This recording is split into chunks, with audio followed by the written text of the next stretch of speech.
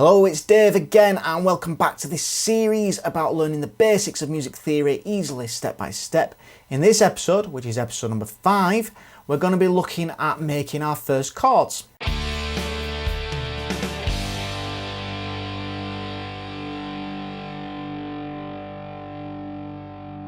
There is a book that accompanies this series, so if you want to find details about that, then go to the link in the description box below. Let's get started looking at chords. Technically, a chord must have 3 notes or more.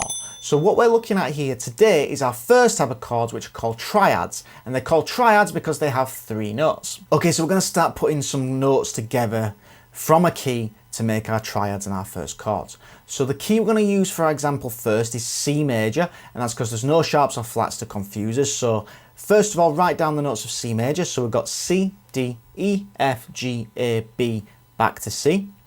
And now we're going to do a process that we call stacking thirds. All that means is we're going to take the first note, then we're going to take the third of that note, and then the third of that note, and we're going to put them together. That can seem a little bit confusing, so to make it simpler, all we're going to do is take the first note, miss the second note, take the note after that, miss the note after that, and then take the last note. Each of the notes we have, we write underneath the note we start on. So if we start on C, we're going to then miss the next note, which is D. We're going to take the note after that, which is E. You write that E underneath the C. We miss the next note, which is F.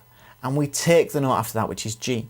So, and then we write that underneath the C as well. So now under C, you should have C, then E, then G. They're the notes of our first triad, so that's our first chord. We do the same thing now for each of the letters of the scale. So let's move on to D. So D, we take the note D, so D's our root note. Then we miss the next note, which is E. Then we take the note after that, which is F, write that underneath the D. We miss the note after that, which is G. And then we take the note after that, which is A, write that underneath D as well. So now under D, you should have the notes D, F, and A. The next letter in the scale is E, so we start from E, we miss the next letter F, take the next letter G, miss the next letter A, and take the next letter B. So now underneath E, you should have the notes E to G to B. On to the next one, which is F. So we've got F, we miss the next letter, which is G, we take the next letter, which is A, miss the B, and then we take the C. Write those underneath the note F, and now you've got the letters F, A, C. So just follow this process all the way around for all of the notes of the scale, and this is what you should be left with. So that now leaves us with 7 triads. So that means we've got 7 chords. We've got a chord for C, one for D, one for E, one for F, one for G, one for A, one for B, and then it starts all over again. What are these chords? So these triads we've just made, what are they called? What are the chords? We're going to find out now we're going to apply the intervals that we went through in the last lesson to find out how far away each of these notes are from their root note. We're going to start with the C. So C is our first root note. Now underneath C, we found the letter E. So we need to now work out how far away E is from C.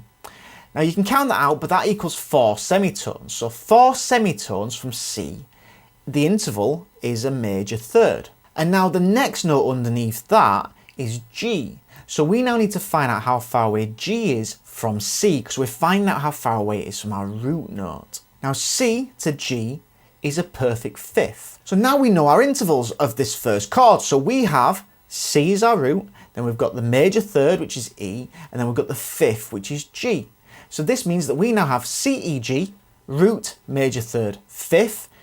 A root, major third, fifth is a major chord. So this means our first chord, our first triad that we can use for the key of C major is the chord C major. We're going to do the same thing from D now. So underneath the D, we've found the notes F and A. So it goes D, F, A. We now need to find out how far away in intervals each of those notes are away from D. So we've got D as our root, and then the next note is F. That's 3 semitones away.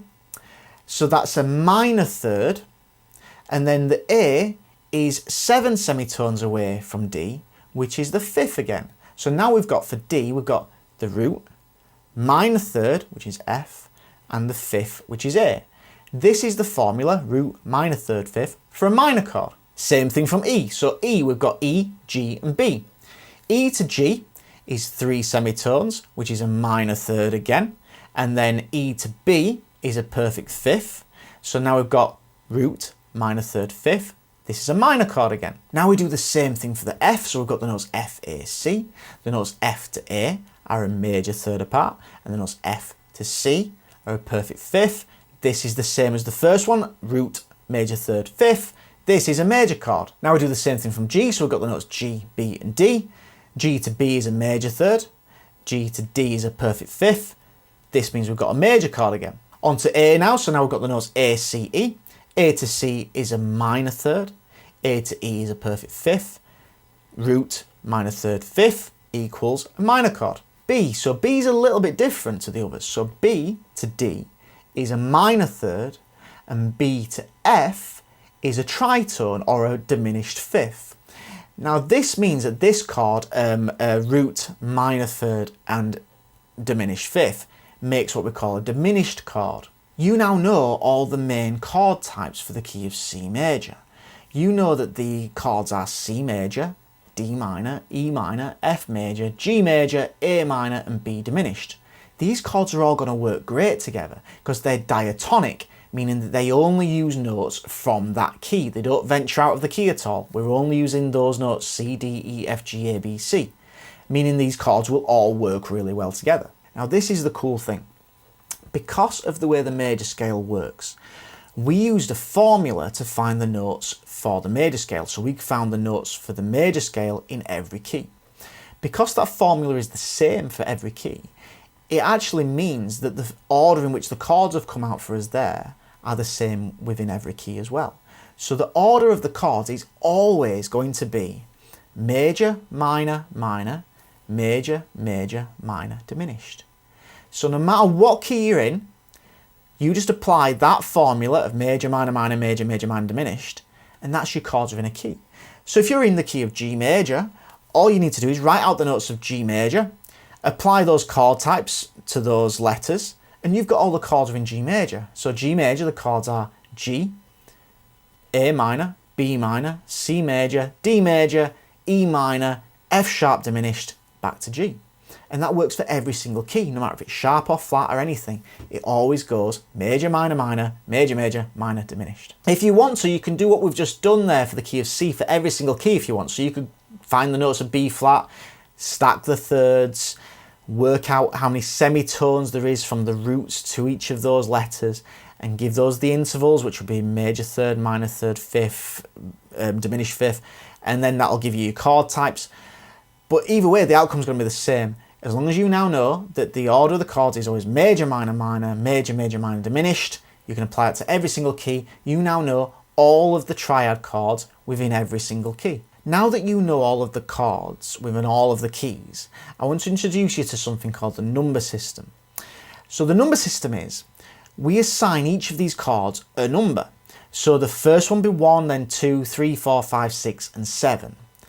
So let's use C as our example. So the C major we've found is the 1 chord, the D minor is the 2, the 3 is E minor, F would be the 4, G would be the 5, A minor the 6, and B diminished is the 7th chord. When we go back to C, C is the 1 chord again, so it just goes 1, 2, 3, 4, 5, 6, 7. There's a few different ways you can actually note this down and write this down, but the best way that I've found and the way that comes up the most in the situations I'm in is the major chords are represented with a capital or an uppercase Roman numeral, and the lowercase Roman numerals are used for minor chords. Knowing this number system was a real eye-opener for me because it's a language that is used everywhere in music. You turn up to a jam session and someone will say, we're playing a 1-4-5 in D. Or you'll turn up to a band practice and someone will say, oh, we're in C major and it's just a 1-6-2-5. This is incredibly useful information to know. Okay, so I didn't plan this beforehand, but what I'm going to do now is I've got my guitar and I'm going to play a 1-3-4-5 progression in the key of C. So that means I'm going to play a C major chord, because that's the 1 chord, E minor chord, because that's the 3 chord, F major, because it's 4, and G major, the 5 chord. So let's see how that sounds.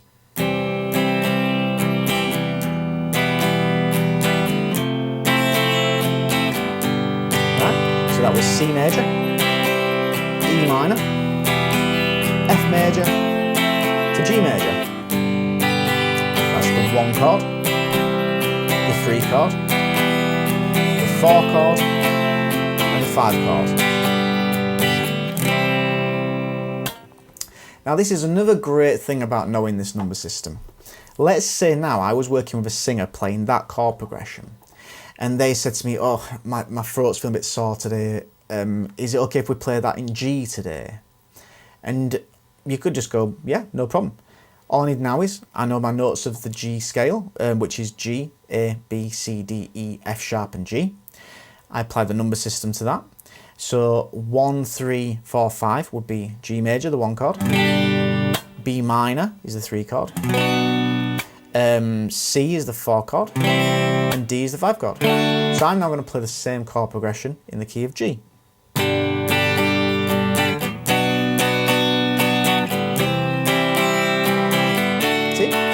So G major, B minor, C major, to D major, it's the 1 chord, the 3 chord, C chord, which is the 4 chord, and then the D chord, the 5 chord. So I could play that chord progression in any key I wanted to. It's really easy to do because all I know is now I know the number system, I can figure out how to transpose to different keys. So that's everything I want to go through in this lesson. In the next lesson, we're going to be going back to the circle of fifths and we're going to apply something called relative minors and majors. So I hope you enjoyed this lesson. Please give it a thumbs up, subscribe to the channel, hit the bell notification icon. If you want to check out the book that accompanies this video series, then just go to the link in the description box below and I will see you in the next lesson.